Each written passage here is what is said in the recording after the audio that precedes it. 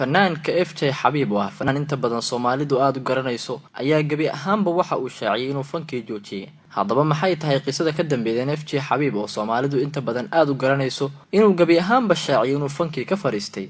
qisadan xanuunka badan ayuu nala wadaagay FJ Xabiib si ay cibra qaadasho ugu noqoto fanaaniinta iminka fanka ku jiro iyo sidoo kale dhalinta damacsan in ay mar u fanaan noqdaan. haddaba intaan u galan riyadan xanuunka badan oo nala wadaagay fanaanka FJ Xabiib, haddii ay tahay booqashadaada ugu horeeyay channelkeena, fadlan subscribe saar si ayna kuu dhaafin muuqaalada iyo warbixinada halkan aan soo gelino.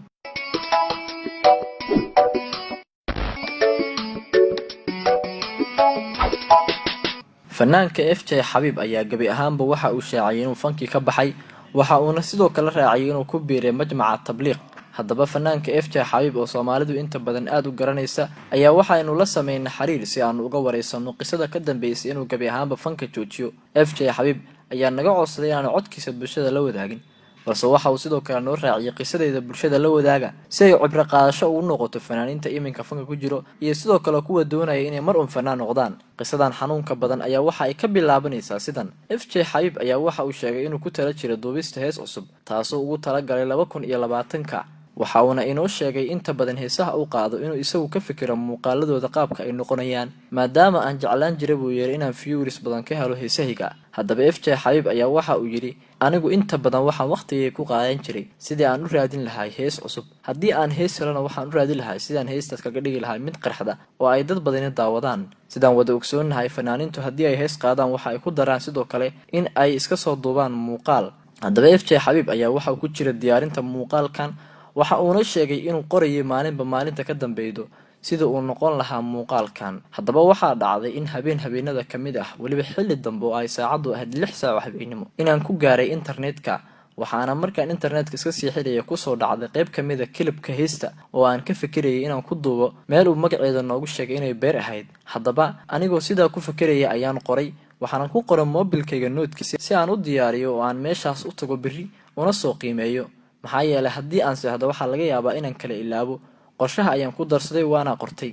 haddaba waa aan seexday anigoo niyadeeda midaas ay ku jirto. waxa uu noo sheegay fanaanka FJ Xabiib in habeenkaas isla joogin dhalinyaro. waxa uuna sheegay guriga in la degan yihiin dhalinyaro asxaab ay yihiin kuwaas oo ay bahwadaag ku yihiin fanka. hase yeeshee waxa uu sheegay habeenkaas qolka waxaa la seexan jiray wiil, halkii wiilna waa u maqnaa. waxa uu sheegay fildiga ay degan yihiin dhalinyaro badan ku joogeen balse qolkiisa isaga hal wiil kaliya oo la seexan jiray. haddaba wiilkii ayaa habeenka maqnaa, waxaana iska muuqatay in riyadan lala doonayay fanaanka. waxa uuna baraha bulshada ama Facebookiisa ku soo daabacay baqshad uu ku sheegay qofkii Ilaahay hanuun la doonaya inuu Ilaahay asoo gacantiisa ku waafajiyo. waxa uuna inooga bilaabay qisada halkan. waxaana guda galay buu yiri riyadii. markii aan riyada guda galay ayaa markii ugu hore waxay riyadayda bilowgeedii ahayd ka fikiritaanka heestii. haddaba maxaa isbedelay? waxaa mar qura isbedelay jawgeygii. waxaan dareemay xaalad aad u cabsi badan oo murugo badan kadib markii anigoo idil bahaysti iyo wixii aan ku duubayaba qalbigayga ka baxeen. waxaanan tagay meel ay ku sugan yihiin dad aanan wajiyadooda garanayn, guryo aanan weligay arkin, buuro iyo sidoo kale geedo waaweyn. meeshaas waxa ay run ahaantii meel aad u cabsi badan. mararka qaar waxaa maqlayay buu yiri shimbiro iyo wax qalqaylinaya, mana dareemi karin. haddaba anigii dhan waxaan tagay adduun kale. meeshii ayaan ku socdaa, waan cabsanayaa, dad ayaan arkayaa, wajigooda ma kala saari karo. haddaba waxaa dhacday in aan sidii ku sii waday socodkaygii. intaa waa lay wadaa oo riyo ahaan ayaan ka socdaa, balse jismigaygii waxa uu joogaa meesha. qalbigayga ayaa la qaaday si loo soo jilciyo oo loo dabciyo. haddaba waxa uu sheegay qisadan waxay ahayd mid murugo leh, jirkayga meelna kama dhaqaajin karin, waa lay wato, waa lay hogaaminayay. ugu dambeyn sidii aan u sii socday ayaa waxaa la isaaraa meel buur ah. buurtii waa aan fuulayaa, waan ku rafaadayaa, ma kori karo, cagacadaan ayaan ahay, ma socon karo. intaasoo culays ayaa isaaran, waxaan ahay ruux aan dhaqaaqi karin. culayska isaaran waxaad moodaa buu yiri in la yiri 5 qofood inta dhabarka lagaaga xiray buurtan kor. sidoo kale ma awoodo inaan meeshaas ka soo dego oo ma dhaqaaqi karo. awoodda kaliya ee aan leeyahay waxa weeye inaan meeshaas koro. waan ku qasbanahay inaan meeshaas koro, waxaana kaliya niyadeeda ku jirto sidaan meesha u kori lahaay. haddana waxaa isaaran culays aad u fara badan. waxaa dhacday inaan meeshii koro oo aan buurtii koro. markii aan dhaladeeda tagay ayaa haddana waxaa la yiri ka deg.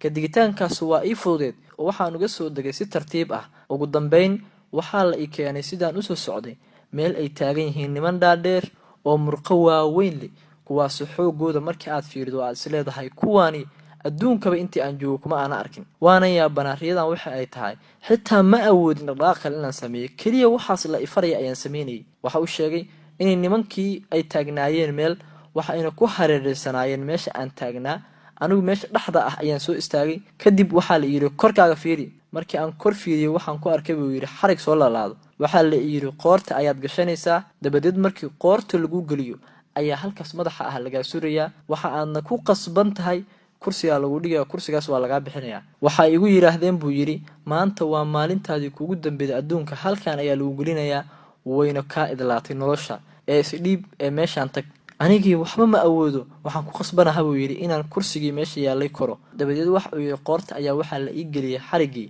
isla markii aan qoorta xariga la galay waxa ay tuureen buu yiri kursigii dabadeed anigii meesha ayaan jaq ka soo dhaxay markii aan meesha jaq ka soo dhaxay ayaan waxaan la soo booday qaylo aad u weyn waxaana gabi ahaanba dareemay dadkii xataa diriska ilaahay gurigii qolkii ila jiifay dhalinyarada way soo galeen FJ maxaa kugu dhacday ilaahan aniga waan naxsanahay aniga oo weerarsan oo jahawareersan dhalinyarada dhan baa isku soo baxeen way ii maadeen maxaa kugu dhacay saacada kadib waxaan uga warbixiyay arinteydii dabadeed habeenkii intii hurdada iga dhimaneed xitaa maan seexan waxaan tukaday salaadeydii markii aan salaadeydii tukaday baan duceystay waxa aanan dareemay oo qalbigaygu dareemay in waxaan la i tusinayay ay tahay wax aniga maanta cibro qaadasho la iga dhigayo oo adduunka dushiisa baa la igu tusay xanuunka ay iska leedahay qiyaamaha iyo sidoo kale haddii aad adduunka dushiisa wax qaldan ku sameyso hadhow in laga jaa'iseeyo waxaan go'aansaday inaan gabi ahaanba fanki isaga baxo waxaana agteeda deganaay masaajid ay lahaayeen wadaadada tabliiqa waxa aana u tagay maalintii waxaana u sheegay arinteeda ugu warbixiyay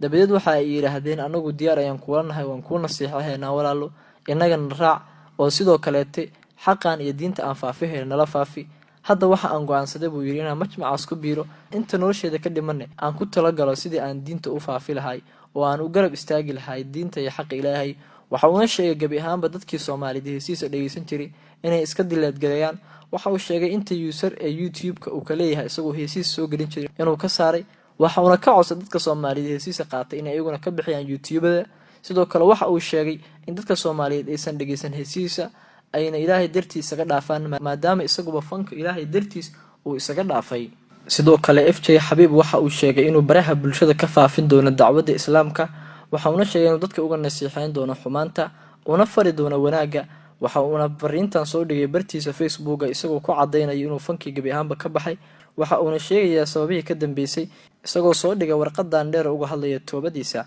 haddaba daawada waxaan idinka rajeynayaa inaad arintan ku cibro qaadan doontaan waxaana faaninta Soomaaliyeed ee fanka iman ku jira kula talinaynaa in sida wiilkan oo kale dhalinyarada ah ay fanka isaga baxaan geeridu markasta way ku dhowdahay waxaana kula dardaarmaynaa fanaaniinta inay fankan ka joogsadaan gabi ahaanba ay fanka isaga baxaan maadaama fanku uu yahay wax laga wanaagsan yahay waxaana u rajeeynaa sida FJ Xabiib oo kale inay fanka isaga baxaan sidoo kale fanaaniinta waxaan leenahay in hees la qaada xitaa waxa ka dambi badan inaad muuqaal qaab darro ah oo gabdho qaqaawan aad ku soo bandhigto taas ayaa waxay tahay dambi labaad FJ Xabiib waxa uu sheegay inuu ahaa fanaaniinta ugu adag ee dhanka ku dhaqaaqay si heesiisa ay u noqdaan kuwa shidan haddaba fanaaniinta waxaan kula dardaarmaynaa xitaa haddii aysan heesaha joojinayn inay muuqaalada qaqaawan ee gabdhaha ay joojiyaan taasoo ah wax xun oo laga fiican yahay indhaha dadkana aan u roonayn iyagana haddii hataa ay taageero ku raadinayaan aysan taageero ku helin bal dad badan oo ku taageeri jiray inay taageerahaadii kala laabanayno sidaan wada ogsoonahay waxa fanka asaguna ka baxay bishii hore fanaanka Qoomaal oo muddo dheer fanka ku jiray waxaana soo badanaya fanaaniinta fanka ka baxaydo sidoo kale isaguna waxa fanka isaga baxay Axmed Biif oo hadda kitaab ku raacday magaalada Muqdisho qaasatan deegaanka Ceylasha waxa uu noqday sheekh faafiya diinta islaamka haddaba sidoo kale waxaanu kula taliyeynaa dhalinyarada fanaaniinta ah in ay fanka isaga baxaan intay dhalinyar yihiin oo ay cibaadada xaggeeda u leexdaan maadaama fanku uu yahay wax laga qurux badan yahay haddaba daawade halkaad warbixintan kala socotid waa channelka Haldoor Media haddii ay tahay booqashadaada ugu horeeyay channelkeena fadlan subscribe saara si ayna kuu dhaafin muuqaalada iyo warbixinada halkan aan soo gelino